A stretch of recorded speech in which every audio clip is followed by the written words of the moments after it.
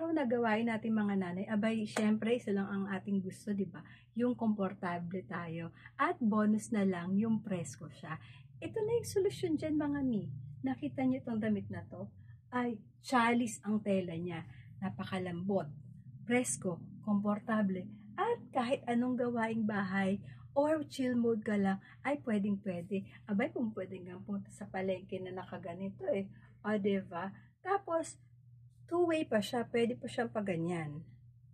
O, diba? Kung gusto nyo ng pa-demure look na going to the bakuna session. O, diba? Diyos lang. Pwedeng-pwede din to mga mami sa mga plus size, sa nagpapadede, sa buntis, at kung mahilig ka magmukbang ay hindi halata. Nakita nyo naman mga mi, kakatapos ko lang ng hapunan, pero natago niyang aking velvel. O, diba? Tapos, meron pa siyang bulsa dito. O, taguan nyo ng susi nyo.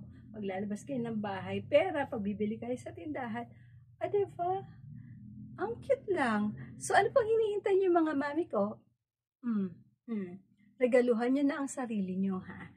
Comfort is our priority. Nasa yellow basket, get yours now. Or ang link nandyan sa comment. Yun lang.